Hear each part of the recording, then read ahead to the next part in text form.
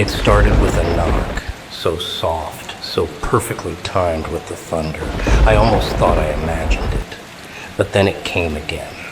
Not loud, not urgent, just deliberate. Like someone knew I was home alone, like someone was waiting. I froze in the hallway, my heart thudding louder than the rain against the windows. Who knocks at 11:47 p.m. during a storm like this?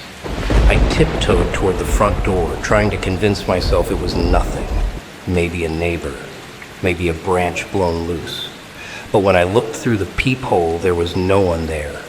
Only the wet darkness and the echo of raindrops pooling in silence. I turned back toward the living room, uneasy, when the knock came again. This time harder, a little faster. Still no doorbell, still no voice. Just that knock. I didn't open the door. I couldn't. Every instinct in me screamed, don't. Instead, I grabbed my phone. No signal. Typical. The storm must have knocked the tower out again. I stood still for what felt like forever, waiting for the next sound. And it came. Not from the door, but from the back of the house. Another knock. Just as soft, just as patient. I suddenly felt like I was being circled, like something was testing the walls of my house, trying to find a way in. The rain didn't stop. The thunder kept growling. But the knocks, they were no longer coming from outside. They were inside now. And I wasn't alone anymore. It caught my eye in the most ordinary way, just a flicker of movement in the mirror as I walked past. But something felt wrong. I stopped, turned back, and stared into it. My reflection stared too. Same clothes, same face, but something was off, so subtly wrong it made my skin crawl. I tilted my head to the left. The reflection followed, except a split second too late. My stomach dropped. I leaned closer, trying to convince myself it was just the lighting, maybe my tired eyes. The storm outside had me on edge already. But then, as I reached to brush a strand of hair from my forehead, my reflection didn't move at all. It just stared blank and cold, like it was waiting. My fingers trembled. I backed away, unable to look away from that thing in the glass. And then it smiled. I didn't. I hadn't. But it smiled. A slow, stretched grin that didn't belong on my face. I stumbled backward, nearly falling over the hallway table, but the mirror didn't break, didn't crack, didn't even flicker. The power surged for a second, lightning flashing through the windows, and the grin vanished. I ran into the living room, trying to shake it off, heart racing, breath shallow.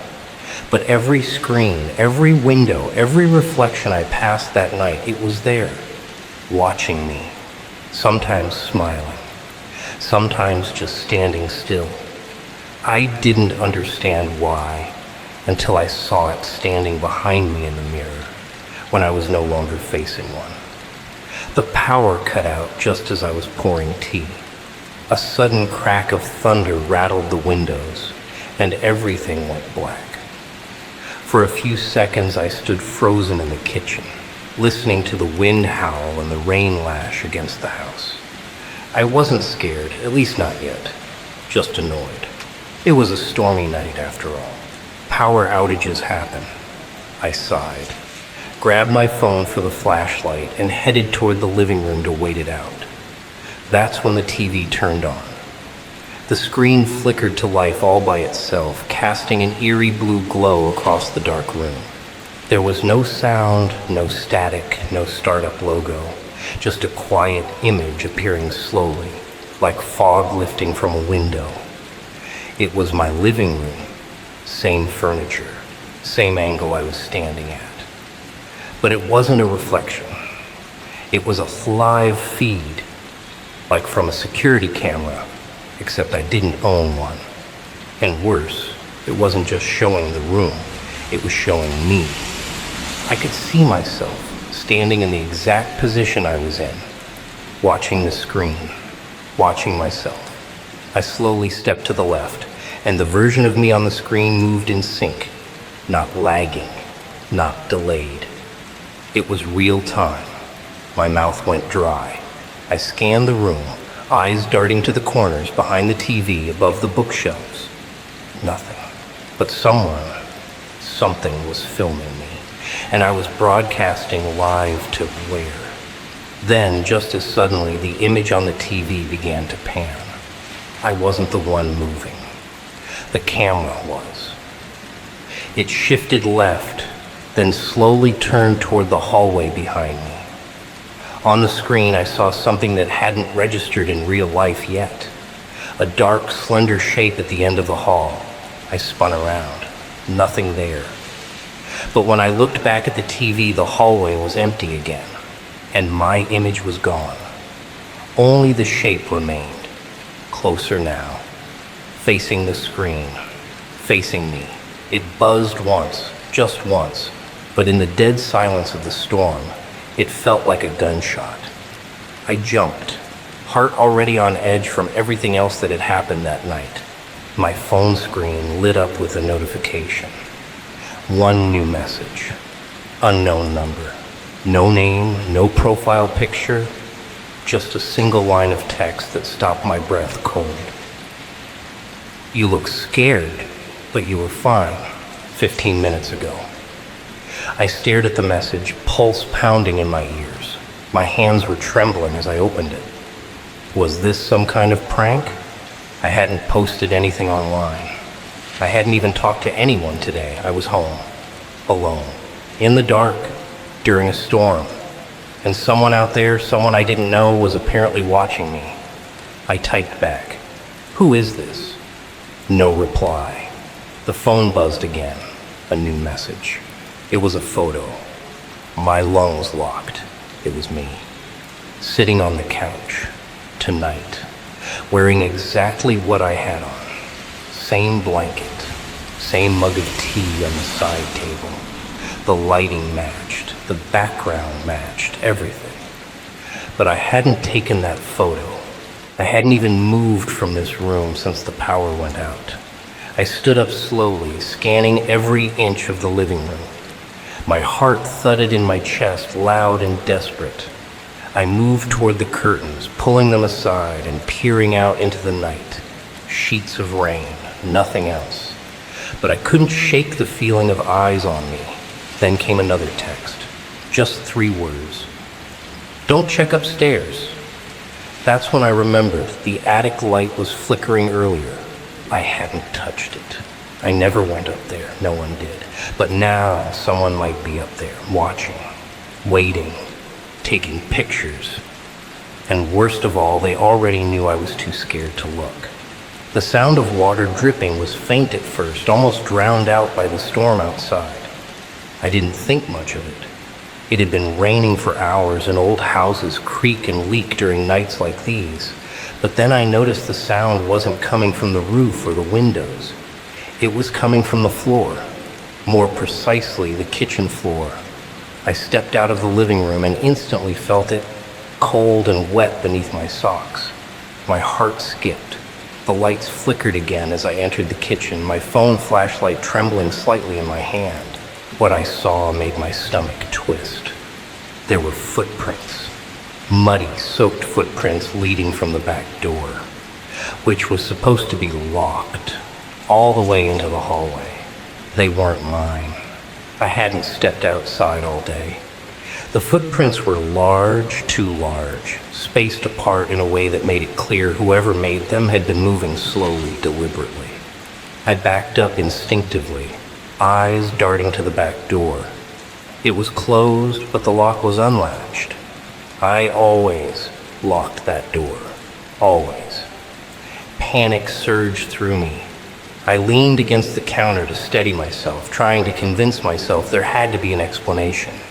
Maybe I forgot. Maybe I left it open.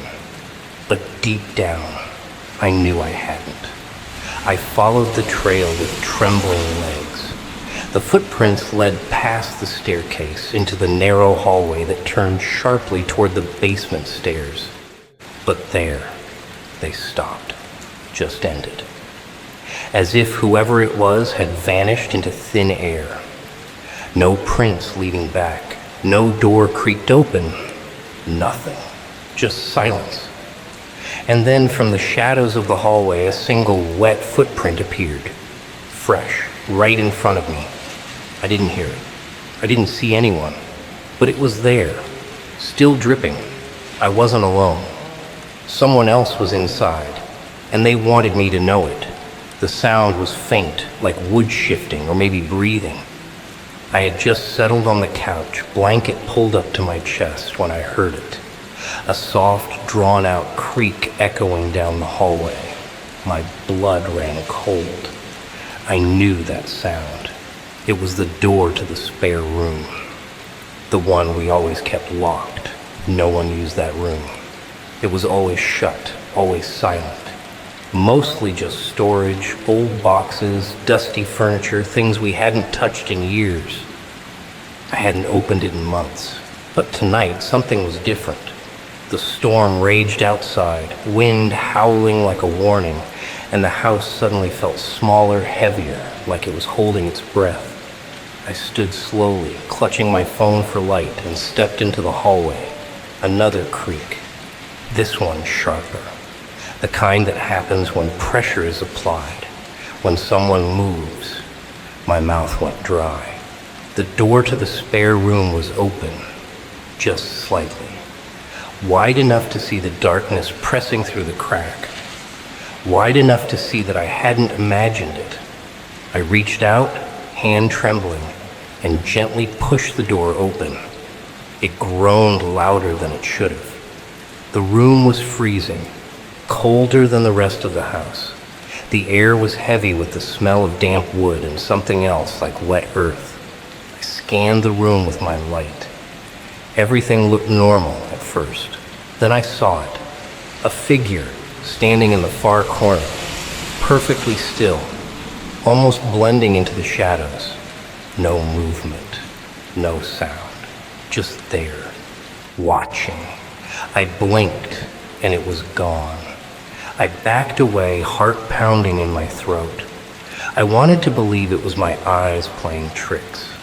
But as I closed the door, something stopped it from shutting all the way, like pressure from the other side, like someone or something didn't want to be locked in again. I slammed it shut, shoved a chair under the handle, and ran. But that smell followed me. And I knew deep down locking that door hadn't kept it out. It had let it in. It started as a hum, so faint I thought it was the wind whistling through the cracks in the windows. I muted the TV, leaned in, and realized it was music. A lullaby. Soft, slow, almost comforting, if it hadn't been so out of place. My heart clenched. I hadn't heard that tune in years, not since my grandmother passed. It was the song she used to sing to me when I was a child, word for word, note for note. I sat there, frozen, as the melody continued, coming from somewhere behind the walls, not from a speaker, not from outside. It felt close. Inside the house, the tune looped, gentle and rhythmic, and with each repetition, the unease inside me deepened. The hallway light flickered. A floorboard creaked upstairs. I hadn't been up there all day. I hadn't even opened the door to the second floor. But the song continued, like a presence moving slowly room to room. It wasn't loud, but it felt intentional, like it was being played for me. I whispered her name, just once, as if maybe somehow she had returned. But the moment I did, the lullaby stopped. Total silence. Then, faintly from behind me, a voice whispered the last line of the song. Not my grandmother's voice. Lower. Hungrier. Off key. I turned around. Nothing there. But when I looked down, on the floor beside the couch was her old locket. I hadn't seen it in years. And it was warm. At first, I thought my phone was glitching. The time read 2:13 a.m., and then it didn't change. Minutes passed, or so I felt, but the numbers stayed frozen. I checked the wall clock. Same time. The microwave. Same. Even my wristwatch dead still at 2:13. A strange chill crept up my spine. Something was wrong. I opened the curtain, expecting to see the wind thrashing trees and rain pouring down. But everything was still, not silent, still. The rain hung midair like frozen glass. The trees weren't swaying. The lightning was trapped in the clouds. It was like someone had paused the world, and I was the only one left unpaused. I walked around the house in disbelief, whispering to myself just to break the silence. No echoes, no response. My footsteps felt louder than they should have. My breath seemed to hang too long in the air. It was as if time itself had stopped breathing. Then I noticed something even worse. Shadows. They were still moving. Not mine, others. Flickering in corners, lingering in doorways, crawling across walls, like they weren't part of this frozen world, like they didn't belong to it or to me. I stood in the middle of the living room, trapped in this unmoving nightmare, unable to scream, unable to run. Every clock read 2:13.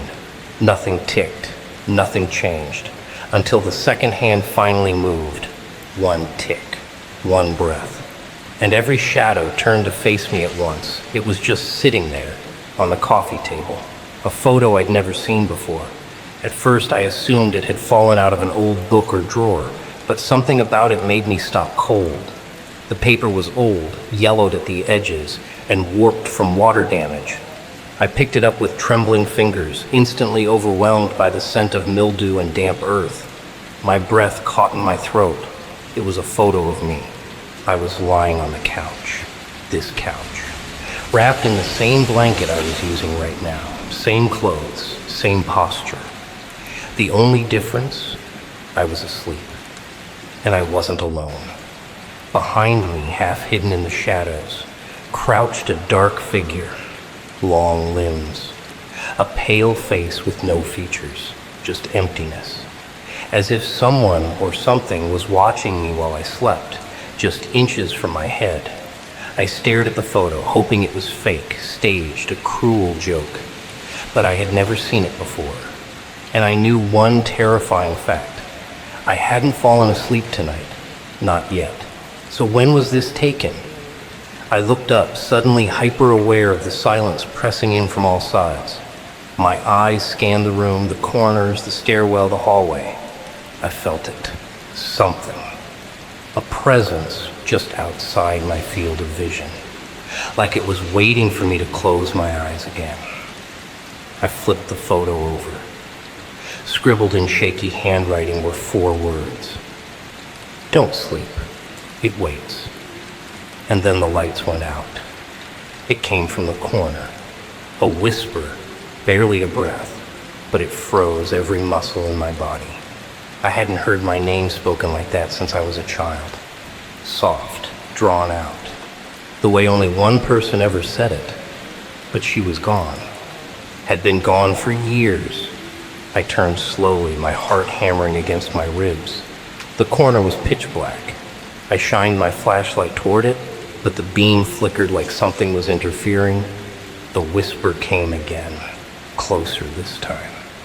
My name, spoken with twisted affection, as if whatever was hiding there knew me deeply, intimately. My throat went dry. I whispered, "Who's there?" The voice answered with a giggle. A memory flashed. My childhood friend, the one who vanished during a thunderstorm just like this. The same stormy night when we played hide and seek, and she never came back. Her body was never found. Only her red ribbon left behind in the woods. A sudden gust of wind blew through the hallway, even though all the windows were shut.